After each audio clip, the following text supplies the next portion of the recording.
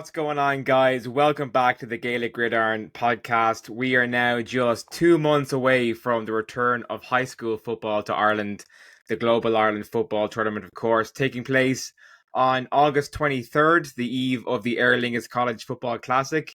And one of the teams taking part in this year's event is the Windham High School Jaguars from New Hampshire. And joining me now is their head football coach, Mr. Jack Byrne. Coach, first of all, welcome to the podcast. Thanks for being here. Yeah, thanks for having me, man. This is awesome. This is it's getting real now. It's getting really close. It certainly is. 2 months to go. We're looking forward, of course, to welcome you here to Ireland in literally like it's eight weeks, less than 8 weeks now. How are preparations going for the game in Dublin? We're rolling now. We're really lucky in New Hampshire. We get to do a lot of optional workouts. So our guys have been putting in a lot of time when they don't officially need to be there. But that's their idea of a good time. We have a team who, if they're looking for something fun to do, they go to the gym together and they work out, or they go do speed workouts together.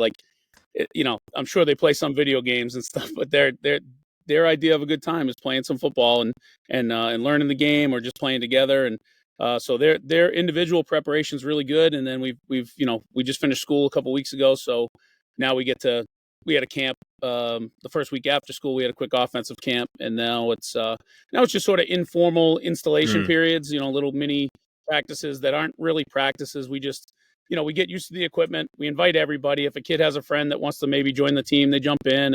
And but you can tell the kids that are going over to play, they're locked in. It's a game for us. It's the equivalent of our first scrimmage. Mm-hmm. All of a sudden being the biggest game in the school's history. So it's something that they know to be ready for, and they're really preparing to their best ability. So it's been pretty good. So even though we're now just at the end of June, not even into July, preparations, I suppose, are already underway for your 2024 season. So you're at the early stages, or early stages of kind of almost preseason workouts. Mm-hmm. Yeah, exactly. So we will we're really doing what we would normally do in August. We just have to do it within the rules of the state. We can't be hitting full tilt and everything, but we can do a lot of open invite, non-mandatory installations. And like I said, our captains, our seniors, our contributors that are going over to Ireland, they're not going to miss those. And I don't have to force those kids. They're not going to miss. They love being there, and they love doing it. So yeah, it is really like a preseason starting earlier. But we also try to do it, we try to let kids be kids. We gave them this week off. It's 4th of July over here in the U.S. Most weeks we just go Tuesday, Wednesday, Thursday. We try to kind of, crush it into the middle of the week. So it's, three heavy football days if they want it. And then they get their 4-day weekend if they're doing stuff with their family and all that. And, we're finding that balance is pretty good when you give kids some space to get their own workouts in, or to be with their family. I think they perform better. If you act like you own them and they're 15 years old and you're taking away their high school summers, I don't know if that's right, but I love having a couple days in the middle of the week where they're excited to play, and then we can set them free for the weekend. And same thing with the coaches. The coaches get time to be with their families and be with their wives and their kids. And, it's a pretty good balance. It's important to have the downtime and the break as well. So I'm really excited to talk about the upcoming high school football game in Ireland with you. But before we get into that, I'd love to get a bit of background and insight into your history as a coach, and how you ended up as the head football coach at Windham High. Yeah, thanks. So my background, I grew up in Tewksbury, Mass, and it's just outside of Boston. And to me, it's like I've always said, like, me and any of my friends would say, it's the best place you could ever grow up. We had a lot of pride in our town. We had a lot of great teachers and great coaches, and it's just a regular town in Massachusetts. But we were brought up to be, tough, and to love sports, and to be active and try your best. And, we just happened to be a really lucky public school town. And my coaches and teachers influenced me to kind of go into that. And actually, fun fact off to the side, the defensive coordinator from Florida State is from my hometown as well. His name's Adam Fuller. And same thing. I think he probably has the same coaching tree that I had. And you just fall in love with coaching. You want to help kids because you were so much. So, I mean, that's the big part of my history. And then I played at Tufts University, sort of an academic school outside of Boston, Division III football. And then I coached in the Boston area for a couple years. And then I moved out to Colorado, out in the U.S. where the mountains are and the ski resorts and stuff. But I still coached football out there. Did my crazy 20s out there, and then and then I came back and I've been coaching at Windham for 15 years now. It was a brand new high school in 2009, which I don't know how it is in Ireland, but in New England you don't see that very much. New England has a lot of old towns, and they just have their town high school. And if you go to other parts of the U.S. where it's expanding, you'll see a lot of brand new high schools open. So when I was living in Colorado, there was a new high school opening in a town where my cousin lived, actually. And so I said, hey, it'd be kind of cool for, if I'm going to move back to New England, it'd be kind of cool to start at a brand new place, from scratch, and just see what we can build, and then I know any mistakes would be on my plate. Any accomplishments I could say that I had a part in it. So and that's kind of how the story was written. Now it's 15 years later, and I've been the head coach the last 5 years, and I'm loving it. We have some really, really great kids, really great families, and being there from the beginning makes me extra proud. So, what inspired you to become a head football coach, or to become a football coach in particular? I mean, when did that kind of light bulb go off and say, "This is what I want to do. I want to be a football coach, or a molder of kids, yeah, of young adults." yeah. I think I'd say the real spark came. I had amazing high school coaches. Brian Aylward in Tewksbury was my head coach. His dad, Bob Aylward, was like a legendary coach in our hometown, and he was like another grandfather to me. And it was just a family feeling. So they got the spark going, and I knew I wanted to do something. Even as a kid, I would coach at camps, and I knew I wanted to coach. And then I think in college, it really solidified my senior year. I was on a team that wasn't winning very much, and I was a good athlete. I was a hardworking athlete, but we had other talented kids, and so the playing time was dwindling. And I remember being an hour before practice drawing up plays and looking up websites that had the X's and O's, and and I'd be almost a little bit bummed that practice was starting, because I'd have to go. Not that I didn't want to play, but I was just getting so excited about the coaching piece. And so then it just took off from there, and that comes from my college coaches too. I had Coach Bill Samko at Tufts University, and John Walsh, who's out at Pomona Pitzer, another Division III academic school in California now. But the same guys that I couldn't give me playing time because of the situation were also my best teachers. Like, I had to learn those tough lessons of being that next guy off the bench who didn't get what he wanted. So now hopefully I can coach kids like that. I can coach not only kids who are successful and talented, but I can also relate with some kids who, hey, it's not guaranteed. There's so many lessons that come from football, and some of them are really fun and exciting, and some of them really hurt. But yeah, I wanted to teach all those things because it's been probably the biggest teacher of anything that of me that I've had. So, being from Massachusetts, that explains the surname Byrne. I'm guessing there's a little bit of Irish in there somewhere in the background. Oh yeah, no, well there's more than that. We so my family, and I never know where everybody is from over there, but my family is originally from Cork. A couple generations, maybe 3 generations up, and from a little village called Conna, and and I think the other one's called Ballino. And so my brothers and I went over a couple years ago in 2021 when my dad passed away. It's four boys, and we had always wanted to go over with my dad. We had these these distant connections, and we always wanted to connect the family tree and meet everybody. And when my dad got sick, it wasn't able to happen. Then we said, all right, we got to go now. So we got to go in 2021 and meet all the Byrnes from Cork, and it was awesome. I mean, it was like, that's fantastic. It was like we had known them for forever. It's like, it really is. I'm sure most cultures have that, but I don't know if there's something in the conversation of people from Ireland, and then the people that have Irish heritage. I couldn't believe it. It was like, it can be hard to talk to people that you don't know, even if they're family. And it was so easy. It's just like the connections were great. And man, we went down to the pub on the main street, and their friends had the real thick, country accents. I didn't understand a word they were saying, but I didn't care. Like it was so cool. We were just hugging and laughing, and no one even cared if they understood each other. It was like, it gives me chills now thinking about it. Those old connections of how far back your family can go. And I know we definitely have a lot of players on our team with Irish heritage too. Our likely quarterback, he's a Murphy, and we get Sweeney's, we get all these different Irish names. And plenty of Irish names. Yeah, definitely a lot of. Yeah, oh yeah, for sure. Yeah, being from Boston, it's not not too many of the names are new to me. So, well, that actually answers my next question, which was this gonna be your first trip to Ireland? But clearly not. You're already well accustomed with Ireland, and I'm sure there'll be a few pints of Guinness had after the game, but only afterwards in the club bar in Energia Park. So let's move to talking about the game itself now. How did the opportunity come about for the Jaguars to participate in this year's event? Yeah, so when I lived in Colorado, I was in my 20s, and I coached there for a couple years.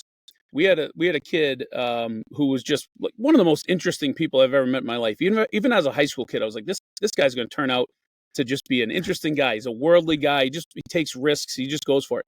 So I moved back, and a couple years later, I find out this kid moved to Brazil and is playing American football in Brazil. I was like, that sounds about right. Because why not? Of course he would. Of anybody that I knew, he'd be the American kid that moves to Brazil to play American football. So we kept in touch over the years, and as my coaching career got more established, he said, hey, would you come down here and coach a camp? Would you come down for a week, hang with me, and my team will sponsor you to come in to do a camp on whatever, a defensive camp or whatever. And I was like, that's awesome. Let's go. Like, why not say yes to that? So we had plans in the works for maybe a year. And right when we were really able to get him off the ground, he and his wife really settled back into wanting to move back to the U.S., have a baby, have a family. And so the timing was just weird. Yeah. But literally the next day, I woke up and I was like, I gotta see what's going on in Ireland, though, because it was right after I'd gone over with my brothers and stuff. I said, I guess if Brazil's doing this, Ireland has to be, with all the rugby and hurling and sports that involve a lot of toughness. I figured there's something. So looked it up, and we got the Global Ireland football tournament, the gift group. So I meet Patrick, who I saw you on with him the other day, and great guy. So Patrick Steenberg, oh my God. So even in his emails, you can hear the excitement. I was like, this is what I'm talking about. And so then he hooked me up with Alan Lemassney from the Junior Wolfhounds and the Cork Admirals. And so Alan and I hop on a Zoom, and another one. It's like 5 hours on the Zoom. We had never met each other. I'm late for dinner. The Cork accent as well. Oh yeah. I mean, neither of us wanted to get off the Zoom. It was just like, hey, we'll talk for a couple minutes. We'll talk about this tournament and learn about how American football's played in Ireland. I swear, I left school at probably 6:30 that night. We get out at 2. I was like, hey, I called my wife. I'm like, hey, we're gonna do a quick Zoom with this guy Alan. And all of a sudden it's 6:30. So it's the combo of talking football and talking with another Irishman is pretty cool. And Alan really got me going, and from then on we presented it to our school board, and our town's really supportive. They want the kids to do big educational things along with the sports challenges. So we're proud of it, man. We're a small public school that's just got a lot of greatness in it. So I'm really proud to be the only team from New England that's ever done this. The New England area has never sent a team outside the country. So I love us being the first ones, especially because we're not some prestigious prep school or anything like that. We're regular, hardworking kids who want to go over there and do something special. So was it the educational aspect along with the sporting aspect of the trip? Was that what kind of attracted you and your staff and got the school going and excited about coming over? I mean, what was the kind of the eureka moment where you said, okay, we have to do this? Yeah. I mean, the educational part is cool. I mean, as far as like, all right, we'll go on tours, we'll meet different people. All that's cool. I think the biggest educational piece was, why not say yes to something that's really scary and challenging and no one ever does it? that's the part that we want to teach. That's the lesson we want to teach our kids. So wherever it was going to be, I think it's just a matter of, if most people would say, oh, that's too much. That's a big process. That's going to take a lot of work. For us, that's, I want our kids to say, yeah, let's do that. Like if there's something big to live your life and really be excited about, of course, like go for it. Even if it doesn't work out or if it's really hard, we wanted to do it. So that was probably the number one educational piece. And then just to know that they will get they're going to get some time in a really special place, obviously very special to me.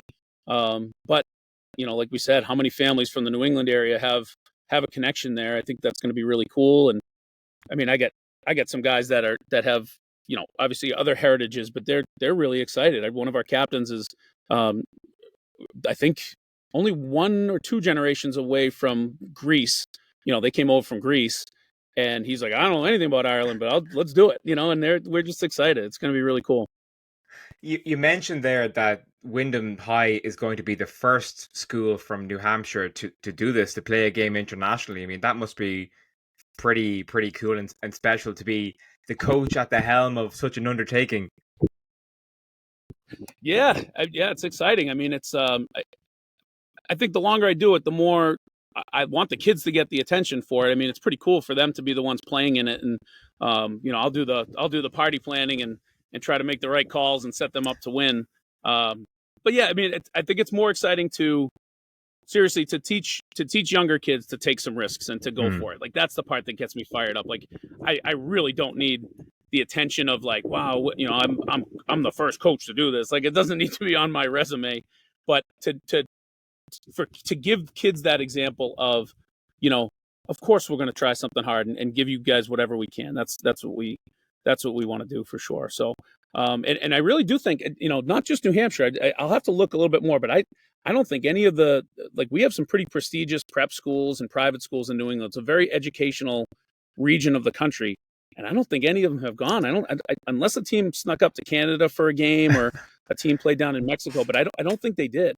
I think one team went over to Germany for like a camp, but no one's played a game in the whole Boston area, New England, anything. So it's pretty cool.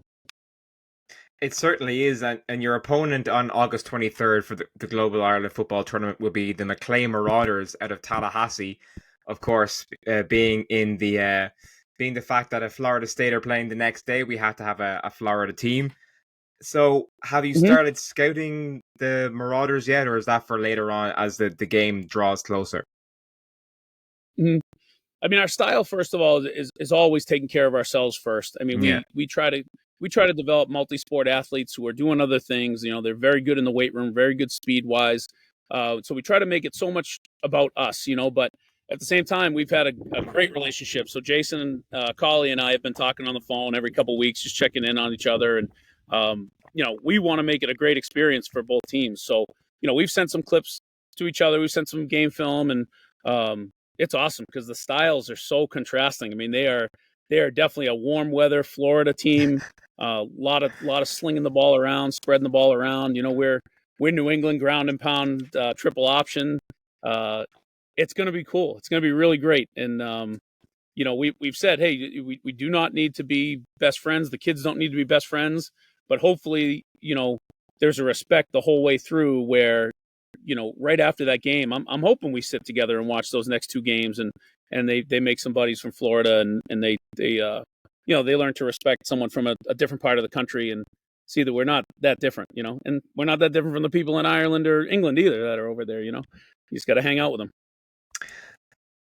I mean, that's what it's all about at the end of the day. I mean, yeah, you're coming over to play a competitive game, and you want to be competitive, of course, but ultimately it's about the entire experience and meeting new people and seeing a bit of the world as well. And I think that's what the Global Ireland Football Tournament is all about. I think that's what has attracted your program to it, certainly. Anyway. Yeah, and that's the way I want to coach. I mean, I think the best guys have the toughest, best guys I know.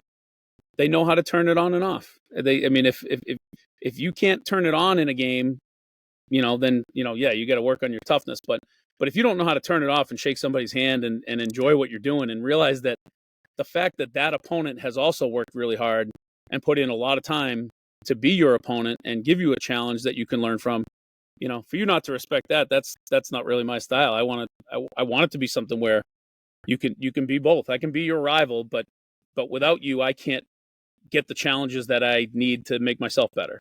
So, it's a gift to us when you have good opponents. We play good opponents all year. We have a really tough schedule in New Hampshire. We love playing against tough teams, and there's some heartbreak that comes with it. It sucks losing, but I'd much rather us learn from that and keep building and getting better, than being a bunch of babies when we lose and only being happy when we win.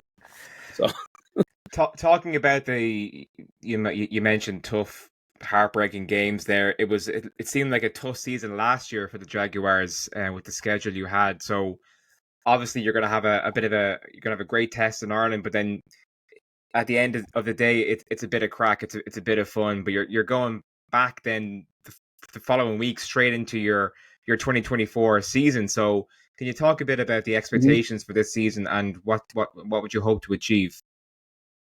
Yeah. I mean, our job in New Hampshire is to get ourselves into our playoff bracket. We are the smallest school in the state's largest division. So even in a small state like New Hampshire, what happens is, there ends up being a big disparity even within a division. So if we're in Division 1, we're in the largest division. We only have about 1,000 kids in our school, but we'll play against schools that have 1,800 kids, 2,400 kids. And we have one school that we see every year that has 3,500 kids. So, 3.5 times our size. So we know that the odds aren't perfect. So we have to be different. We have to be creative. We have to really work hard. And our mindset is obviously we try to win every week. We go one week at a time. But, if we have a letdown against a team that has, the odds in their favor, we don't let it get us down. We just keep playing and try to get into the playoff bracket and hopefully play our best football in November when it gets nice and cold. And the last couple of seasons we've gotten there, we've gotten to the playoffs, but we basically have seen some real amazing teams in the first round. We saw the eventual champ 2 years ago, and then we saw the runner-up in the first round this past year, and we took it on the chin a little bit in the first round. So expectation and goals for us is we got to start winning some playoff games and get deeper into it, and we definitely have the guys to do it. And now it just depends on can we beat those opponents that are also really good. So well, it certainly sounds like you have the right attitude. I'm really, really looking forward to getting to meet you when you get over here, and I'll be on the sideline, of course, for the games. So we'll have an opportunity to chat then. Coach, I want to finish up with a question that I ask everyone who I have on the podcast, and it's a bit of a tricky one, so feel free to take a couple of seconds to think about it. I'd love to know what your favorite football memory is from all your time being involved in playing and coaching. Yeah, that's a great one. Actually, that's why I say it for the end. Yeah, I love it. Could I have my son hang with me for a second so he's famous on your podcast for a second? Absolutely. All right, Samir, come over here. All right, so I got my son Luke with me here. He's been patiently kind of just watching us hanging out, and he's turning 10 next week, so he's a big Luke, part of what I'm doing. Happy early birthday, Luke! Thanks for jumping on the podcast. Thanks.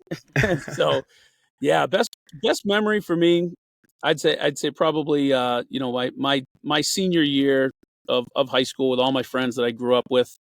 I got to score a touchdown in the Thanksgiving Day game. So in Massachusetts, the big tradition is Thanksgiving Day football, and it's all about rivalries and towns that have played each other for almost 100 years now. Some places are over 100 years, and so in that game, it's very much like you were saying. There's obviously this huge desire to win, but there's also this history of 75 years of people from my town have played this game against this town, and it's bigger than anything else. And I remember I got to, I was lucky enough to score a touchdown in that game my senior year, and just turning and seeing the crowd cheering and just being part of that, for a quick moment and just looking around and really being in the moment. I think that's probably my best one, as far as playing. And then, coaching. I mean, there's some every year. It's so hard because we get just so many great kids. So anytime a kid comes back and thanks me, or just tells me that something we did changed his life, that's kind of football memories from now. Yeah. For now, that starts to go into that same bucket for me. So anytime that happens, that's a big deal to me. It certainly, I mean, that's what it's all about at the end of the day, is making memories and having a positive impact on people's lives. So it sounds like a fantastic culture in the Windham High School Jaguars. And Coach, I really hope that the look of the Irish rubs off on you here in Dublin on August I hope 23rd. I so. mean, being a native son of Ireland, we'll give you that. I think you should have some good luck here. And the Jaguars will be playing the Marauders first in the early slot, the first game of the afternoon. Tickets are going to be on sale for anyone listening very, very soon. So make sure you get your hands on those. Coach, it's been an absolute pleasure to talk to you and hear your stories. And I look forward to seeing you, and not Luke this time, maybe Luke in the future. We'll get Luke over for a trip in a couple of years' time when he gets a little bit older. But Coach, listen, thank you very much. All the best, and we will talk soon. Jimmy, thanks for doing what you do, man. It's so cool seeing people in Ireland go, recognize this sport and how much it brings, not just on the field. And it's pretty cool, and you can see how much you love it. So really great to meet you. It's a pleasure. Thanks, Coach. All right, thanks, brother.